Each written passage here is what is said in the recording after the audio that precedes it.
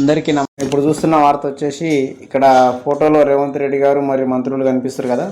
So Congress ఓట్లే లక్ష్యం sir పేరుతో కేంద్రంలోని బీజేపీ సర్కార్ కుట్ర ముఖ్యమంత్రి రేవంత్ రెడ్డి ఏందయ్యా అంటే మరి ఓటర్ జాబితా జరుగుతుంది కదా, ఓటర్ జాబితా సవరణ. ఆ సవరణలో భాగంగా కాంగ్రెస్ పార్టీ కార్యకర్తల ఓట్లు మా సానుభూతి పరుల ఓట్లు తొలగిస్తారు అని చెప్పేసి రేవంత్ రెడ్డి గారి ప్రధాన ఆరోపణ అన్నమాట. ఎందుకు కారణం మళ్ళీ ఎందుకు చేస్తున్నా అంటే మొన్న బీజేపీ వాళ్ళు వారం రోజుల కిందనే వాళ్ళు కూడా ఇదే ఎలక్షన్ కమిషన్కి ఫిర్యాదు చేసి మా ఓట్లు తొలగించడానికి చూస్తారు బీజేపీ, బీఆర్ఎస్, కాంగ్రెస్ అని చెప్పి వాళ్ళు కూడా కంప్లైంట్ ఇవ్వడం జరిగింది. ఇప్పుడు ఈరోజు నిన్న రేవంత్ రెడ్డి గారు మరియు మంత్రులు కలిసి కంప్లైంట్ చేశారనమాట. సో దీని ఎందుకంటే ఇది ఎలక్షన్ కమిషన్ అనేది కేంద్ర ప్రభుత్వ ఆధ్వర్యం నడుస్తుంది కాబట్టి మరి కేంద్రంలో బీజేపీ సర్కార్ ఉంది కాబట్టి వాళ్ళు మా ఓట్లు తొలగిస్తారని చెప్పేసి వీళ్ళు భయపడినట్టు మనకు అనిపిస్తుంది.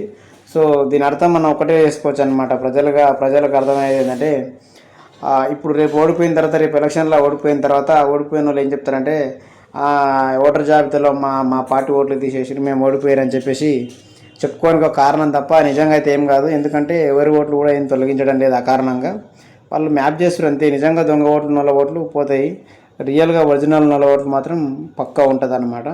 సో దాంట్లో ప్రజలు భయపడాల్సిన అవసరం అయితే లేదు. కానీ ఎవరైతే దొంగ ఓట్లు ఉంటాయో, రెండు ఓట్లు ఉంటాయో మరి వాళ్ళు భయపడాలి. ఒక్క ఓటు ఉన్న వాళ్ళు ఏమాత్రం భయపడాల్సిన అవసరం లేదు ఇది. సో నెక్స్ట్ వచ్చేసి ఇక్కడ ప్రియాంక గాంధీ కనిపిస్తుంది కదా, ఇందిరాగాంధీ మనవరాలిమే. ఈ తెల్ల చీర, బ్లూ జాకెట్ ఉన్నామే ఇందిరాగాంధీ మనవరాలు అనమాట ప్రియాంక గాంధీ. ఈమె ఇప్పుడు కేరళ నుంచి ఎంపీగా ప్రాతినిధ్యం వహిస్తుంది. రాహుల్ గాంధీ 2 చోట్ల గెలిస్తే, ఒక చోట రాజీనామా చేస్తే కేరళలో ఈమె పోటీ చేసింది, గెలిచిందనమాట. సో వాళ్ళు డిమాండ్ చెప్తున్నారు, అవే డిమాండ్లు అదే ప్రస్తావన. పార్లమెంట్లో లొల్లి జరుగుతుంది కదా, కేంద్ర మంత్రి రాజీనామా చేయాలని చెప్పేసి ఆ లొల్లి గురించి వార్త ఇచ్చారనమాట. ఈయన నిరాహార దీక్ష చేస్తున్న దాదాపు 20-25 రోజుల నుంచి. ఆయన పేరు వచ్చేసి వాంగ్చుక్ అంటారనమాట. సో మోడీ గారు ఒప్పుకున్నారు, మరి మీరు కోరుకున్నట్టే చేస్తాము అన్నట్టు వాళ్ళ డిమాండ్లు ఒప్పుకున్నట్టు ఉంది, వార్త వచ్చింది.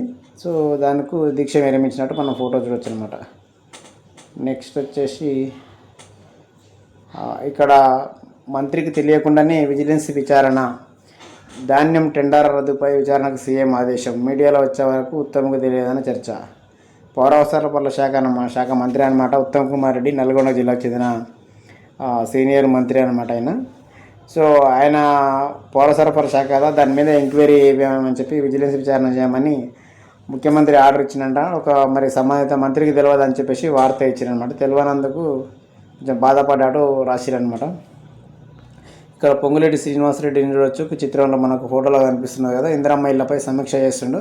6 లక్షలకి 60 లక్షల ప్లాటు. అంటే మొన్న మనం అనుకున్నాం కదా, గవర్నమెంట్ మనం 6 లక్షలు కడితే గవర్నమెంట్ కొంత అమౌంట్ వేసి అపార్ట్మెంట్లు కట్టి అపార్ట్మెంట్లో ఒక ప్లాట్ ఇస్తారని చెప్పేసి ఆ ప్లాట్ విలువ 60 లక్షలని చెప్తున్నాం ప్రభుత్వం తరఫున. పేదలకు గౌరవప్రదమైన సొంత ఇంటిని అందించడమే లక్ష్యం. ఇందిరమ్మ ఇళ్లలో 50% రిజర్వేషన్ల పద్ధతిలోని కేటాయింపు. ఇందులో 30% మహిళలకే, మిగతా జనరల్ కేటగిరీకి. మంత్రి పొంగులేటి శ్రీనివాసరెడ్డి, గృహ నిర్మాణ శాఖ మంత్రి పొంగులేటి శ్రీనివాసరెడ్డి కదా, ఖమ్మం జిల్లాకు చెందిన మంత్రి. మరి ఈయన చెప్తున్నమాట, హైదరాబాద్ మేర మేము ఇస్తామన్న ప్లాటు మీరు కట్టేది 6 లక్షలే కానీ దాని విలువ 60 లక్షలు అని చెప్పేసి ఇచ్చిందనమాట. మీ సేవ వాట్సాప్ నెంబర్, వెబ్సైట్ ద్వారా దరఖాస్తు చేసుకోవచ్చు. మీ సేవలో చేయొచ్చంట. ఈ ఇళ్ళ కోసం స్థానికంగా అందుబాటులో ఉన్న మీ సేవా కేంద్రాలు దరఖాస్తు చేసుకోవాలంట అన్నమాట. సో 60 లక్షల విలువ ఉండే ప్లాట్ని కేవలం 6 లక్షలకే ఇస్తున్నామని చెప్పి ఇచ్చారనమాట. సో మన వెబ్సైట్ కూడా సరిగ్గా పనిచేయాలి అన్నారు వీళ్ళు. వెబ్సైట్ లింక్ డీటెయిల్స్ ఇచ్చేది కానీ అది ఇవ్వలేదు. సో ఎవరైతే నిజంగా హైదరాబాద్లో ఉండి ఇండ్ల కోసం అర్హత ఉంటుందో, ఎలిజిబిలిటీ ఉంటుందో వాళ్ళు అప్లై చేసుకుంటే పోతే 10,000 కూడా ఏం పోవు. ఒకవేళ లాటరీలో మీ పేరు రాకుంటే ఇల్లు 10,000 కూడా మళ్ళీ రిటర్న్ చేస్తామంటారు.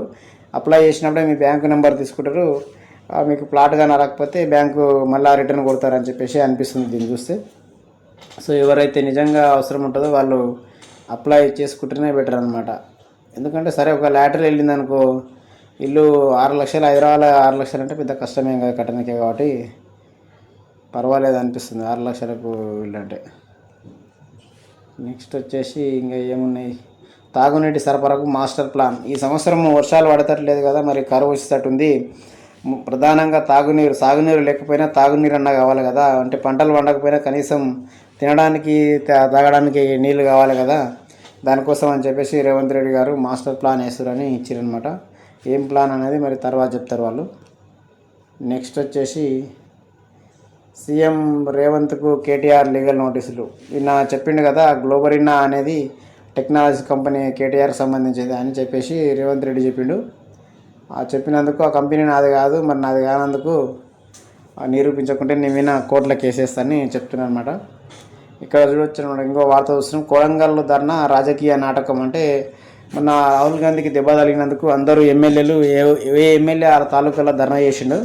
సో కొడంగల్ ఎమ్మెల్యే, మన ముఖ్యమంత్రి కొడంగల్కి ఎమ్మెల్యే కాబట్టి ఆయన కొడంగల్లో చేసిండు. చేసినప్పుడు మరి కేటీఆర్ ఏం చెప్తుందంటే, నువ్వు కొడంగల్లో చేయాల్సిన అవసరం ఏమొచ్చింది, ఇక్కడే చేయొచ్చు కదా అని చెప్తున్నానమాట. సో అంటే హైదరాబాద్లో చేస్తేనే కదా మీడియా, జాతీయ మీడియా అవన్నీ కూడా చూస్తారు, ఆయన కవరేజ్ అవుతుంది అని చెప్పేసి కేటీఆర్ గారి ఉద్దేశం అనమాట. అంటే మీరు మోడీకి భయపడ్డావా లేకుంటే మోడీతోన పోతుందని ఇండైరెక్ట్గా అడుగుతున్నాను అనమాట. కేటీఆర్ అడుగుతున్నారు రేవంత్ రెడ్డిని. సో అది. నెక్స్ట్ వచ్చేసి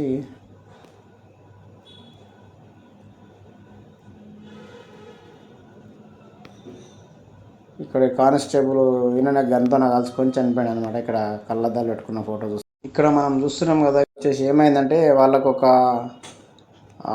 చిన్న పాప పుడితే పడేశారనమాట. ఎందుకు పడేశారంటే మరి కుల బహిష్కరణతోనే అంటే పడేసినామని చెప్పేసి వాళ్ళు చెప్తారనమాట. ఏం జరిగిందని అంటే, ఒకతను ఆంధ్రకు నల్గొండ జిల్లా అవిడిదేవిపల్లి గ్రామానికి చెందిన ఆకుల నారాయణ బుధవారం వచ్చిన గుర్తు తెలియని వ్యక్తి 45 రోజుల వయసు కలిగిన ఆడ శిశువుని, చిన్న పాప అనమాట, లేడీ అమ్మాయి, ఆయన ఎంతకు రాకపోవడంతో పాపను శిశుగృహంలో అప్పగించి వారు ఇచ్చిన సమాచారంతో పోలీసులు విచారణ చేశారనమాట. అయితే ఏం జరిగిందంటే భద్రాచలంలో జరిగింది ఇది. ఒక శిశువును వృద్ధుడికి అప్పగించిన వ్యక్తి వెళ్ళిపోగా సీసీ కెమెరాల ఫుటేజ్ ద్వారా సదరు వ్యక్తిని గుర్తించి ఒక ముసలాయన చేతులు పెట్టి, పెద్ద మనిషిని ఇట్లా వస్తే పట్టుకోవా అని చెప్పి చిన్న పాపని చేతులు పెట్టి పోయిండు అనమాట.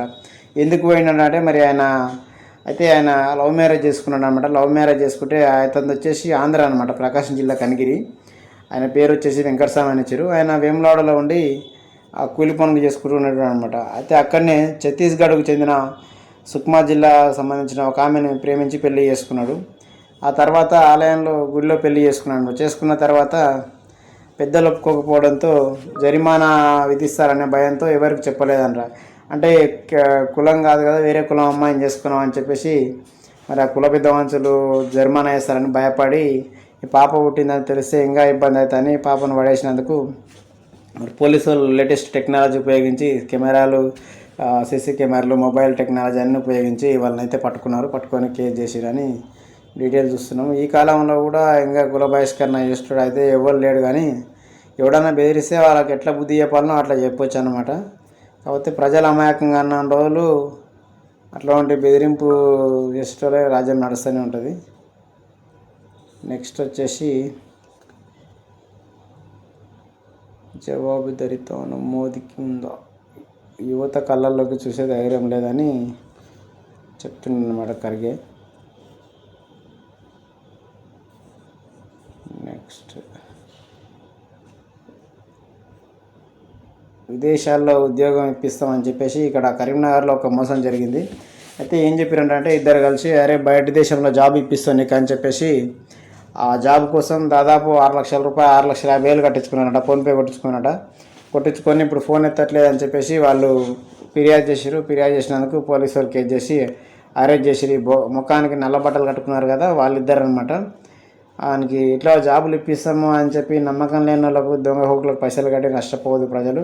నిజంగానే అది కన్సల్టెన్సీ కరెక్టా కాదా తెలుసుకున్న తర్వాతనే కట్టాలి. నెక్స్ట్ వచ్చేసి ఇక్కడ ఈ హాస్పిటల్ ఉన్నాడు కదా, ఈ పెద్ద మంచి 2 సార్లు వాళ్ళ ఊరికి సర్పంచ్ అట. కానీ ఈరోజు హాస్పిటల్లో వైద్యానికి కూడా డబ్బులు లేక చాలా ఇబ్బంది పడుతుందని ఒక వార్త ఇచ్చారనమాట. వాళ్ళ ఊర్లో ఉండే బీఆర్ఎస్ కార్యకర్తలు, ఇది వచ్చేసి కొండగట్టుకు దగ్గరలో ఉంటుంది కొడిమేళ అంటే, అలా బీఆర్ఎస్ కార్యకర్తలు దాదాపు 50,000 రూపాయలు జమ చేసి ఇచ్చినట్టుంది. చొప్పదండి ఏరియాకు సంబంధించినట్టుంది. అక్కడ రవిశంకర్ ఎమ్మెల్యే ఉండే, మాజీ ఎమ్మెల్యే. సో నెక్స్ట్ వచ్చేసి ఈ కరీంనగర్ వార్తలు మెయిన్ పేపర్లో వస్తాయి అవి. ఇక్కడ హనుమాన్ విగ్రహం మొన్న తిరుపతిలో జరిగింది కదా దొంగతనము, ఇతనే అని చెప్పి ఫోటో ఇచ్చారనమాట. లోకేష్తో ఫోటో దిగిండి అని చెప్పేసి. ఆయన టీడీపీ పార్టీకి సంబంధించిన అని ఇచ్చారు, కానీ మరి నిజమా కాదా ఏందనేది తెలియాలి. నెక్స్ట్ 892 గ్రామాలకు ఎల్నినో అలర్ట్. అంటే ఈ ఎల్నినో వల్ల వర్షాలు రావు కదా. మన ఇక్కడ కనిపిస్తుంది కదా ఫోటో, సూర్యుడికి బగబగ మంతునుడు, చేలు ఎండిపోతున్నాయి, రైతు ఏమో నెత్తికి చేతులు పెట్టుకొని ఏడుస్తున్నాడు అనమాట. సో దాని గురించి ఇచ్చారనమాట. దాదాపు 892 గ్రామాలు ఎల్నినో ప్రభావం ఎక్కువ ఉందని చెప్పి ఇచ్చారనమాట. అత్యధికంగా ఖమ్మం జిల్లాలో ఉన్నాయని అంటారు. మండలాల పరంగా చూస్తే 39 మండలాల్లో తీవ్ర వర్షాభావాన్ని ఇచ్చారనమాట. విత్తనాలు డ్రిప్ గ్రామాల్లోనే పంపిణీ. చాలా మందికి ఇప్పుడు విత్తనాలు ప్రత్యామ్నాయ పంటలు వేయాలి కదా, మరి డ్రిప్ కావాలి కదా, దానికోసం అని చెప్పేసి గ్రామాల్లోనే పంచుతామని అంటారు. నెక్స్ట్ వచ్చేసి ఇక్కడ తెలుగులకు ముదిరాజులకు సంబంధించింది వార్త ఇచ్చారనమాట. మత్స్యకారులకు సబ్సిడీపై కొత్త వాహనం అని ఒక వార్త ఇచ్చారు. సో దీని వార్త సారాంశం ఏంటంటే, గతంలో మరి లోన్లు ఇట్లా ఇచ్చారు కదా తెలుగులకు చేపలు అమ్మడానికి అని చెప్పేసి, ఇప్పుడు కొత్తగా ఏం బండి అంటే అది బజాజ్ ప్లాటినా బండి 110 మోడల్ అంట. దాని విలువ వచ్చేసి దాదాపు 70 నుంచి 80 వేల రూపాయలు ఉంటుందంట. సబ్సిడీతో ఇస్తామని ప్లాన్ చేస్తారు. మరి త్వరలోనే వాళ్ళు అన్ని సంఘాలకు ఇన్ఫర్మేషన్ ఇస్తారనమాట. సంఘంలో సభ్యత్వం ఉంటే ఆ సభ్యత్వం ఉన్న అందరూ కూడా అప్లై చేసుకోవచ్చు అనమాట తెలుగు వాళ్ళు. సో నెక్స్ట్ వచ్చేసి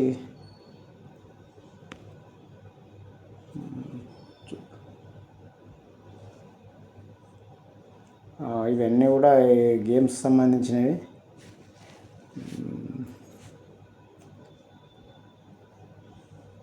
అక్రమంగా ఎగిరొస్తున్న చైనా డ్రోన్లు అనిచ్చారు. చైనా వాళ్ళు టెక్నాలజీ ఎట్లా అంటే అట్లా కనిపెడతారు కాబట్టి ఏమైనా కనిపెట్టగలుగుతారు వాళ్ళు. సౌర తుఫాన్లో డిజిటల్ డేంజర్. ఈ గ్రామ స్వరాజ్, ఈ గ్రామ స్వరాజ్ అని చెప్పేసి గ్రామ పంచాయతీకి సంబంధించిన కొత్త వెబ్సైట్ ఇచ్చారని చెప్పి ఇచ్చారనమాట. దేశవ్యాప్తంగా పంచాయతీరాజ్ సంస్థలు చేపడుతున్న డిజిటల్ పరివర్తన గ్రామ పాలనను మార్చనుంది. ఇది కొత్త వెబ్సైట్ తయారు చేస్తారనమాట. గ్రామ పంచాయతీలు ఎన్ని పైసలు వచ్చినాయి, ఏమి ఖర్చు పెట్టారు మొత్తం కూడా ఆన్లైన్ చేస్తారు కదా ఈ మధ్యన. అందుకోసం అని చెప్పేసి కొత్త యాప్లు రిలీజ్ చేస్తారు సెంట్రల్ గవర్నమెంట్ ఆధ్వర్యంలో ఉంటుంది కాబట్టి పాలనలో పారదర్శకత, అంటే పైసలు ఏడ ఖర్చు పెడతారు, గ్రామ పాలనలో పారదర్శకతకు మార్గం ఏర్పడుతుంది. అంటే దాపరికం లేకుండా ఒక 1,00,000 రూపాయలు వచ్చినట్టు ఏడ ఖర్చు పెట్టినో చెప్పాలి, కానీ నేను ఆడని పెట్టినా ఏడని పెట్టినా అని దొంగ మాటలు చెప్తే అది పారదర్శకత ఉండదు. అందుకోసం అని చెప్పేసి నిధులు ఎక్కడి నుంచి ఎంత తెస్తున్నాయి, ఏ పనికి ఎంత ఖర్చు అవుతుందనే వివరాలను సామాన్య ప్రజలు కూడా ఆన్లైన్లో చూసే అవకాశం ఏర్పడితే ఏమవుతుందంటే, ఇట్లుంటే చదువుకున్న పిల్లలు ఓపెన్ చేసి చూస్తారు. చూసి అలా ఊరికి సంబంధించిన అమౌంట్ ఎంత వచ్చింది ఏం కథ చెక్ చేసి నిజంగా మరి సర్పంచ్ పని చేసిండా లేదా పైసలు తగ్గటని ప్రశ్నించే తత్వం ఏర్పడుతుంది, ప్రశ్నించే అవకాశం కూడా ఏర్పడుతుంది. కాబట్టి కేంద్ర ప్రభుత్వం ఆల్రెడీ ఇప్పటికే ఉన్నాయి, చాలా అప్లికేషన్లు ఉన్నాయి. ఏ ఊరికి సంబంధించిన పైసలు ఎన్ని వచ్చినాయని చూసుకోనికే మళ్ళీ వీళ్ళు దాన్ని ఇంకిత మాడిఫై చేసినట్టు మనకు వార్త ఇచ్చారనమాట. నెక్స్ట్ వచ్చేసి ఇవన్నీ ఆంధ్ర వార్తలు లాగా ఉన్నాయి. ఇక్కడ ముందైతే మన తెలంగాణ వార్తలు చూసినాం. ట్రాక్టర్ విక్రయాలకు స్పీడ్ బ్రేకర్స్. ఈసారి ట్రాక్టర్ అమ్ముడవుతలేవంట. ఎందుకంటే ఈ కరువు వస్తట్టు ఉంది కదా, రైతులు కూడా కొందామా వద్ద కొత్త ట్రాక్టర్ని ఆలోచిస్తారు అనమాట. ఇక్కడ వరదలు వచ్చినాయి, మొత్తం అస్సాంలో జనజీవనం మొదలాకుతామని ఇక్కడ ఫస్ట్ ఫోటో చూడవచ్చు మనము. జమ్మూలో జరిగిందనమాట. పరవళ్ళు తొక్కుతున్న చినాబ్ నది ఇది ఫస్ట్ది. ఇక్కడ కారు మునిగిపోయింది వచ్చేసి గుజరాత్లో వాపీలో వరదలు మునిగిపోయిన వాహనాలు. ఈ కార్లన్నీ గుజరాత్లో జరిగిందనమాట. అంటే నరేంద్ర మోడీ సొంత రాష్ట్రం గుజరాత్ కాబట్టి గుజరాత్లో వచ్చినట్టు ఇచ్చారు. మహారాష్ట్రలో నాసిక్లో, ఇక్కడ మహారాష్ట్రలో జరిగిందనమాట. ఇక్కడ గుడి ఉంది కదా, గుడి కనిపించేది మహారాష్ట్రలో నాసిక్లో దేవాలయాలే మునిగిపోయినాయి అనమాట. మొత్తం పెద్ద మొత్తంలో అక్కడ వర్షాలు వస్తున్నాయి, మన దిక్కు లేవు. కానీ అయోధ్య ప్రతిష్టంలో పెట్టాలి సాధువులు. ఇక్కడ అయోధ్య ఆలయాలకు దీనికి సంబంధించి విరాళాల గురించి వార్తలు వచ్చినాయి కదా, అట్లా చేయకూడదు, దానికి ఉన్న ప్రతిష్ట కాపాడాలని చెప్పి సాధువులు చెప్తారు అనమాట. కొంతమంది అందులో పనిచేసే వాళ్ళు పైసలు లెక్క పెడుతుంటే రోజు ఎన్ని పైసలు తీసుకొని పోయారు అనమాట. రోజు 10-15 లక్షలు అసలు లేపుకొని పోయారు. ఒకడొకడు దాదాపు అందులో పనిచేసే వాళ్ళు 15 ఏళ్ళ జాబ్ చేసేవాడు కూడా దాదాపు 20-30 లక్షలు పెట్టి ఇండ్లు కట్టిరని వార్తలు ఇంగ్లీష్ పేపర్లో వార్తలు వచ్చినాయి. ఎందుకంటే మన తెలుగు పేపర్ల కంటే ఇంగ్లీష్ వాళ్ళకి ఎక్కువ తెలుసు. అక్కడ అయోధ్య ఉన్నది అక్కడ ఢిల్లీకి దగ్గరలో కాబట్టి వాళ్ళకి ఎక్కువ సమాచారం ఉంటుంది దాని గురించి. వాళ్ళు ఇంగ్లీష్ పేపర్లో మంచిగా రాశారు అనమాట, మన తెలుగు పేపర్ల కంటే కూడా వార్తలు. వాళ్ళని తీసేసారు ఆల్రెడీ. ఆ పైసలు అయితే ఎవడెవడైతే దేవుని పేరు చెప్పి గుడి పేరుతో పైసలు తారుమారు చేసిండో వాళ్ళంతా దిగిపోయారు కమిటీ నుంచి. కానీ ఇంకా దాన్ని రీఫార్మ్ చేసినప్పుడు కేసు అయింది, మొత్తం వాళ్ళంతా అరెస్ట్ అయ్యారు. ఇట్లా ఏదైనా సరే దేవుని పైసలు అని చెప్పేసి ఈరోజు అధికారం ఉందని వాడుక తింటే ఆ రోజు తారుమారు అయిన రోజు మాత్రం మొత్తం మళ్ళీ కట్టక తప్పదు ప్రభుత్వానికి. సో నెక్స్ట్ వచ్చేసి ఇది ఎర్ర సముద్రంలో రెచ్చిపోయిన అని ఇచ్చారనమాట. అది ఇరాను అమెరికా దాని గురించి. ఇవి ప్రధాన వార్తలు.